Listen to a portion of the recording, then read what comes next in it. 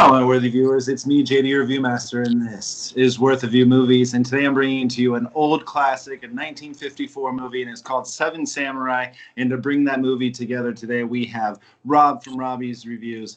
Take it away, Rob. Hello, Justin. I decided to watch Seven Samurai for the first time because it was a very influential film on all these films we love. And this film is about these group of samurais who are hired by this village to protect their village from these evil bandits who want to steal their crops. This film is long, but God, is it worth them 3.5 hours? I'm telling you, there's loads of action and there's loads of original stuff in there. And this film is just an overall 4-star rated film. 4-star is the high, or is 5-star the... Yeah, 4-star. Okay, so that's a WTVM. We have a perfect movie here. And to show what I have to think about this movie, let's head over to YouTube where we'll continue this discussion. Where I actually don't have the same sort of feeling about it. I'm giving it probably like a WT. This one, unfortunately, because it is an older movie, and I just am now seeing it as an adult, and I have seen so many samurai movies between now. Since this movie came out, and then it just didn't hit me out on the way that it should. Now it is epic. It did spark other movies to be created. Because of this movie, I am able to see these samurai movies that I see nowadays, but I just enjoy them so much more. Now, the reason why is because this movie was made in 1954, and so they didn't have high definition. Now we have high definition. Even on my cell phone, if I were to put this movie on, I can see all the stuff in there. For example, the head caps. You can see the line of the head cap where they cover the hair of, the Japanese man. And I know back then you wouldn't be able to see it, but unfortunately for them, and fortunately for us now, we can see stuff like that. Also, this movie doesn't have a rating on it. I don't see. It's not rated, but there's no blood. There's nothing that we see at all. We don't even see insertions of swords into people. The very first scene, which I really, really enjoyed, was when the samurai got his head shaved and he wanted to go in as a monk into that hut to save the boy. The guy comes flying out, the bad guy comes flying out, and we didn't even see what happened. They don't show the actual action in this. We do see some sword fighting and stuff, but actual killing and I know that's not what this movie is about, but it wasn't as a realistic as I think it could be, especially for a non-rated movie. The actor here is Akira Kurosawa, who's very world renowned for his movies and his Japanese culture and stuff. He did I believe The Magnificent Seven. Seven Samurai was the inspiration for The Magnificent Seven. Okay, yeah. So again, it has influenced these movies.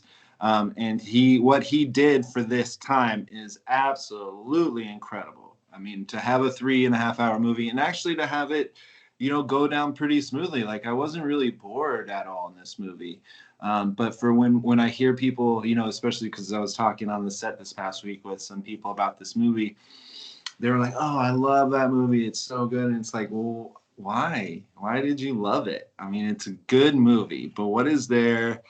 I just don't see what's so much lovable about it. I love action movies. I love fight scenes, and this just didn't have what I guess I was expecting. It was a PG version of a samurai movie that I really love watching, even a PG-13 version of, but definitely rated R.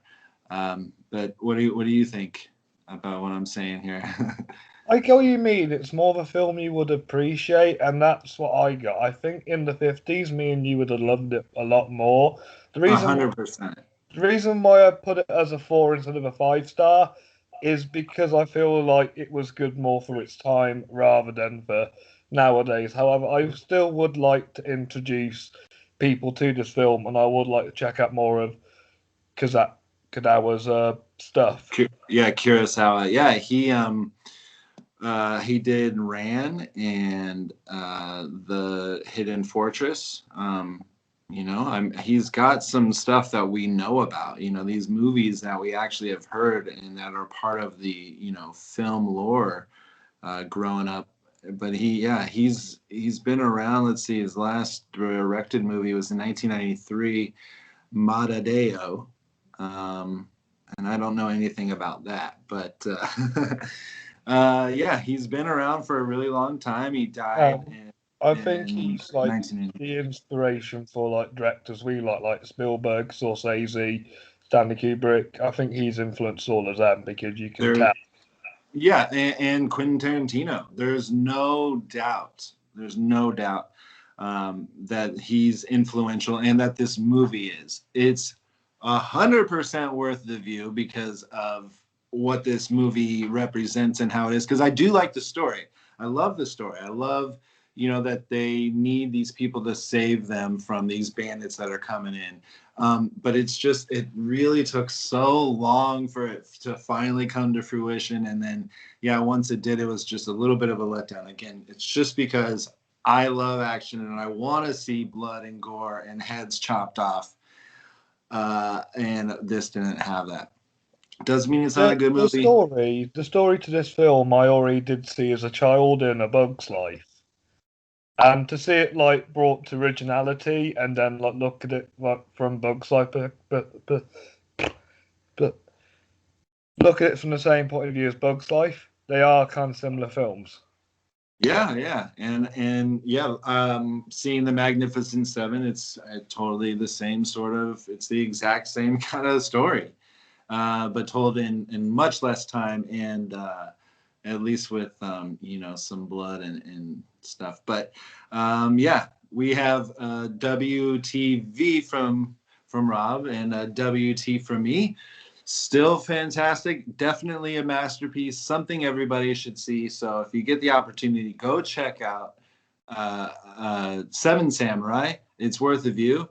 And check out Rob over here. He's on Robbie's Reviews. And go ahead, plug yourself. What's the website over there? Robbiesreviews.co.uk. Yep. And then you also have the Fleming Film Podcast. That's right. And also, I've got a TikTok which you can see my thoughts of this film on. It's Robbie's First Time Takes. Yeah, and I really enjoy watching those, except I haven't watched the Seven Samurai one yet because I wanted to talk to you about it first and get it fresh, but I'll go back and watch it now. But anything else you'd like to say about the movie or anything you got going on? If you want to see the same story but shortened down and for children, check out Bug's Life. If you want a full deal, check out Seven Samurai. Yeah, and if you want the in-between, a little bit harder edge, go see Magnificent Seven. Because I like the new version. I really enjoyed Magnificent Seven, the Denzel one. So go check that one out as well. But until next time, this has been Worth a View Movies. Thanks, Rob, for joining me. I'm JD, your Viewmaster, and we'll talk to you soon. Thank you, JD. Thanks, buddy.